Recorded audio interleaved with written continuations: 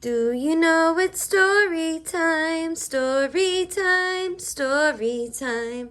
Do you know it's story time in our classroom today?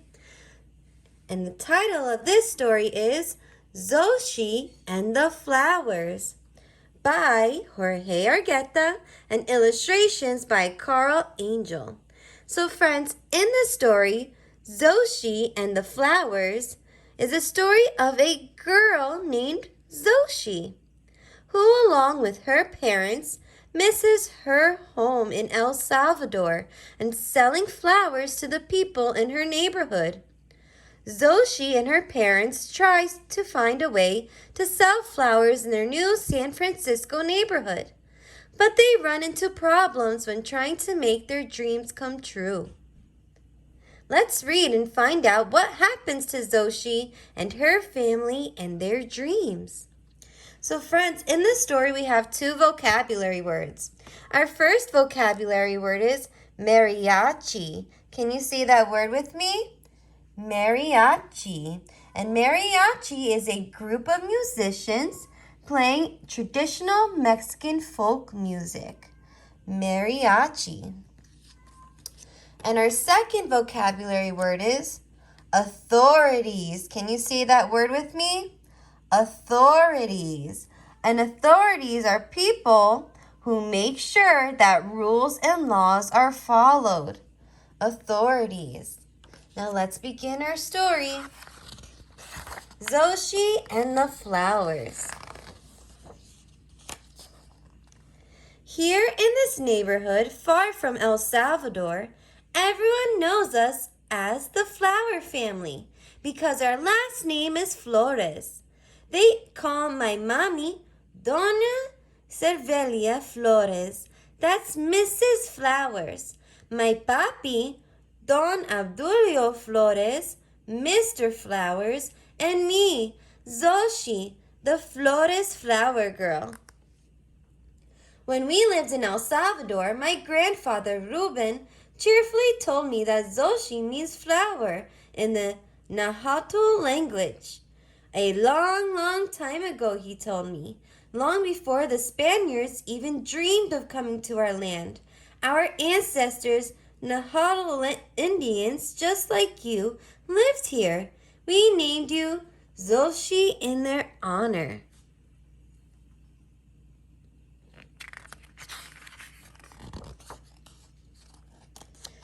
In the tiny San Francisco apartment where we live now with our Uncle Benjamin and Aunt Candelaria, I miss El Salvador. I miss the weekends when I sat in our garden with my mommy and papi, arranging bouquets of flowers. Over there, our flowers made everybody happy.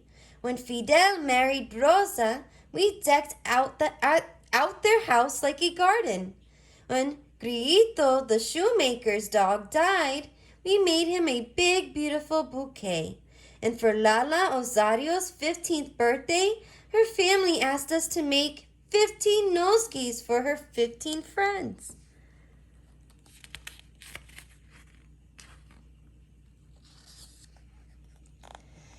Here days go by as slow as turtles. At night, I hear my mommy tell my papi about the flower shop she'd like to have in this country. My mommy works every day cleaning houses with Aunt Candelaria.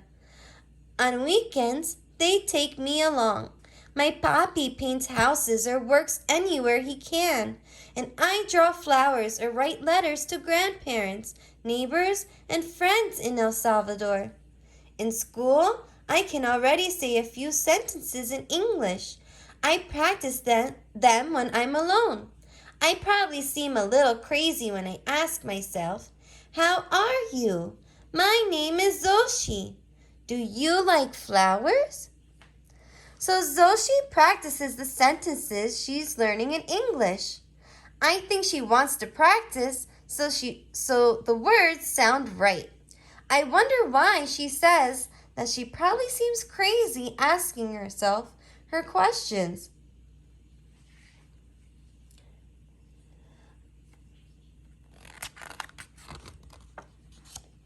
One afternoon, my mommy brings home a pail full of lovely white roses and red roses, sunflowers, and freckled-faced stargazer lilies.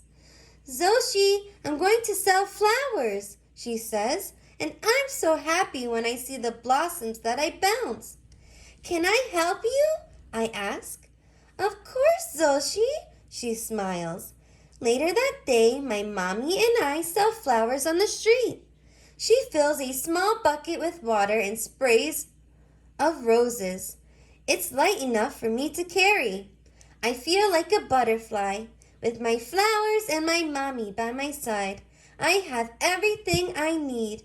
In the flowers, I see my abuelitos, my neighbors, and everything we left behind in El Salvador.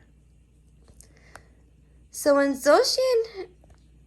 Zoshi's mom is coming back home with flowers for them to sell. That made her feel very happy and made her think of her family back in El Salvador. We go in and out of restaurants and stores asking, "Do you want flowers? We have roses, lilies, and sunflowers. Which would you like?" Every day we meet more and more neighbors and they get to know us.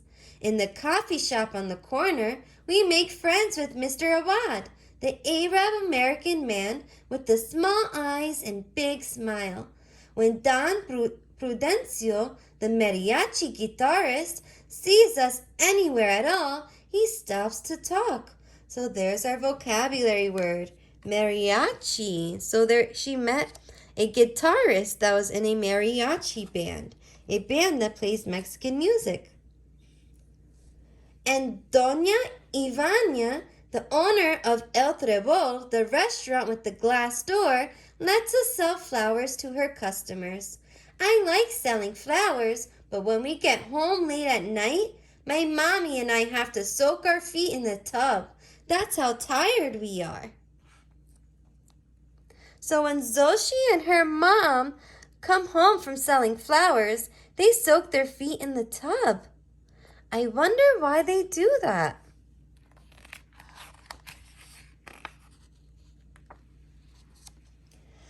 One Saturday morning, while the three of us arrange flower bouquets, my papi tells us, "I've got a big surprise for you."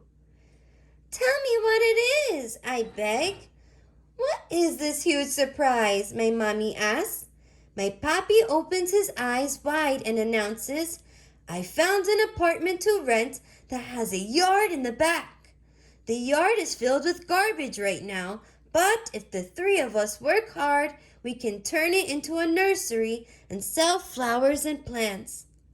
"Flowers and plants," my mommy and I repeat, both of us at the same time. Afterwards, we're silent. There's so much going through our heads, we don't know what to say.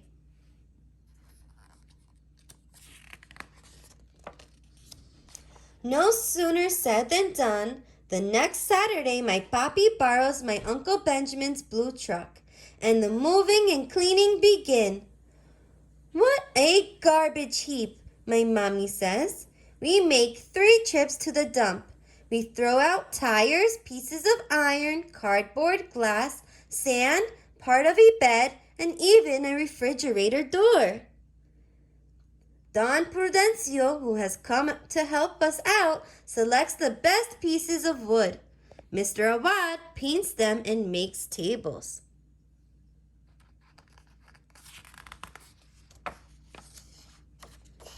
With the big and little stones that a neighbor gives us, we make paths. We bring in soil and arrange little clay frogs. And Doña Ivania gives my mommy 2 parakeets as a present. And right away, the yard begins to fill with music. My mommy is delighted. "It's like magic, this forsaken place coming to life," she says happily. "Now it's clean and pretty and ready for flowers and plants to come live here."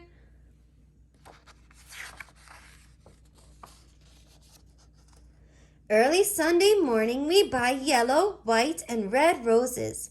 We buy bougainvilleas with blossoms as blue-red as El Salvador evenings, Gaia lilies like white trumpets, sunflowers, small green chili plants, and dwarf lemon trees on which ants circle the world in just a few minutes. We buy aloe, magic green stars, and sweet, oh so sweet peppermint. My papi paints a sign on a white sheet. It says, Grand Opening Day Sale. Prices you can't refuse. Come and get 'em. Xochitl flower and plants.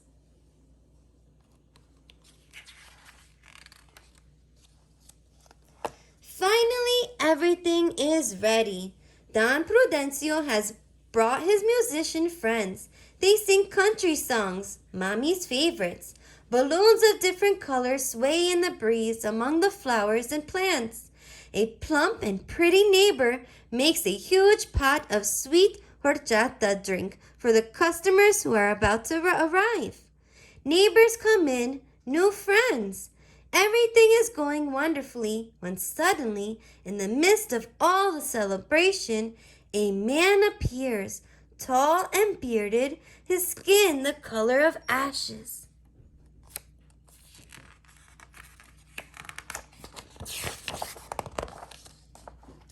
He has a piece of paper in his hand, and he shouts in an angry voice, "What do you think you're doing here? What? This is a residential neighborhood. It's not a place for entertaining strangers." He shows us what he's carrying. It's a letter.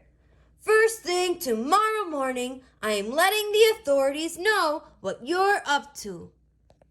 He's Don Roberto, the owner of our little lot, and he doesn't want us to set up our business.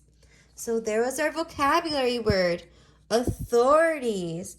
People who take control of the law and make sure that people are following the rules. "We are honest working people," my papi answers him. But Don Roberto is too angry to listen and he leaves just like that. We all have tears in our eyes. "This isn't fair," Don Prudencio says.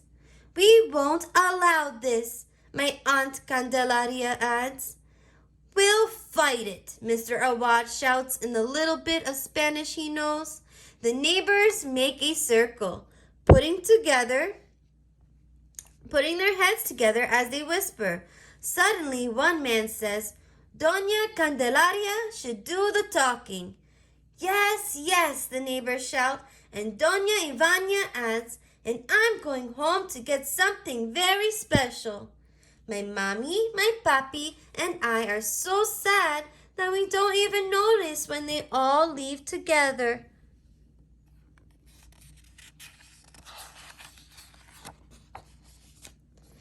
Hours later, while my mommy, my papi, and I are slowly cleaning what's still left of our lovely nursery, we hear voices coming closer. It's the neighbors, and with them is Don Roberto, the landlord, who has a green parakeet on his shoulder. It's nibbling on his ear. "We went to Don Roberto's house," my Uncle Benjamin says. "We pleaded with him as good neighbors. We explained that a nursery was better than a garbage heap. And I gave him a gift, a parakeet, to soften his heart," Donna Ivania adds. The yard starts to fill with music once more.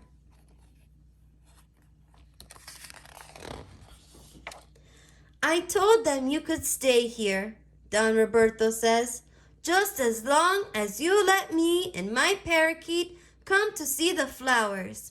In my country, I had a bird just like this one, but it flew away." A smile blooms on his lips like a flower.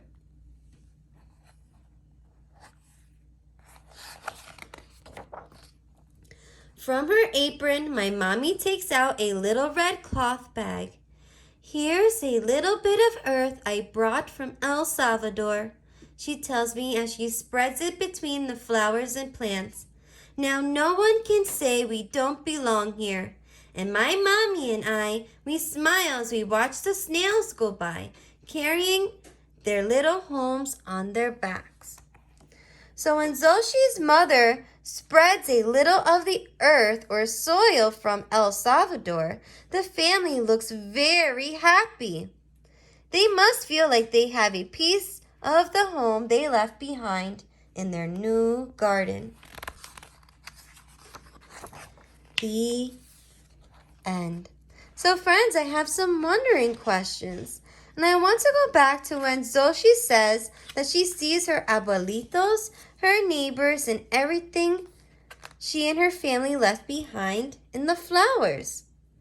What do you think she means by this? If you have an idea, let me know. And what does Xochitl's mother mean when she says, "It's like magic"? This forsaken place coming to life. How did the family feel as they cleaned the yard? If you have an idea, let me know. I hope you enjoyed our story, Xochitl and the Flowers. Till next time, bye friends.